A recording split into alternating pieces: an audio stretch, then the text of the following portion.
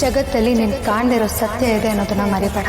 ಅದನ್ನ ಕಣ್ಣಿಂದ ಅಲ್ಲ, ಒಳಗಣ್ಣಿಂದ ನೋಡು. ಅವರವ್ವ ಒಡವೆ ಕದ್ದು ಓಡ್ ಹೋದ್ರೆ ಪಾಪ ಮಕ್ಕಳೇನ್ ಮಾಡ್ತವೆ?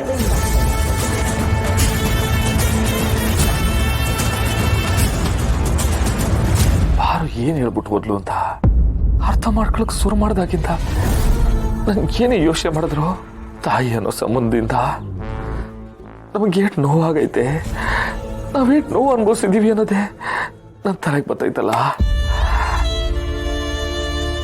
ಅಮ್ಮನೇ ತೆಪ್ಪೋದ್ಮ್ಯಾಕೆ ಅಮ್ಮನ ಬಗ್ಗೆ ತೆಪ್ಪಾಗಿ ನಾನು ತೆಪ್ಪು ತಿಳ್ಕೊಳಕ್ಕೆ ಹೆಂಗ್ ಸಾಧ್ಯ? ಅವಳು ಒಳ್ಳೆ ಆಗಿದ್ರೆ ಮಕ್ಕಳ ಬಗ್ಗೆ ಕುಂತ್ಕಿತಾನು ಯೋಚನೆ ಮಾಡದೆ ಹೊಂಟೋಗ್ತಿರ್ಲ.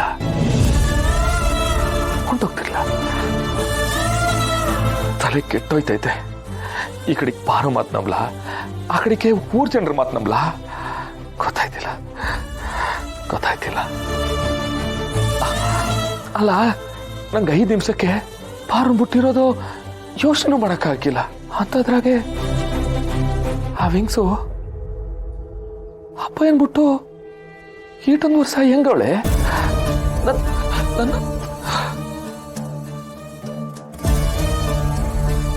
ಮಕ್ಕಳ ಮುಟ್ಟಿ ಹೆಂಗವಳೆ? ಅವಳು ಆಟದ ಒಳ್ಳೆ ಆಗಿದ್ರೆ ಒಂದಪ್ಪನಾದ್ರು ನಮ್ಮನ್ನ ನೋಡಕ್ಕೆ ಯಾಕೆ ಬರ್ಲಿಲ್ಲ? ಆದ್ರೂ ಪರವಾಗಿಲ್ಲ, ಬಾರು ಈಟೊಂದು ಹೇಳೋಳೆ ಅನ್ನಕ್ಕೆ ಅದನ್ನ ಸುಮ್ಕೆ ಕಿವಿಗೆ ಹಾಕೊಂಡು ಹೋಗ್ಬಿಡಕ್ಕೆ ಹಾಕಿಲ್ಲ. ಇದ್ರ ಬಗ್ಗೆ ಯೋಚನೆ ಮಾಡ್ತೀನಿ.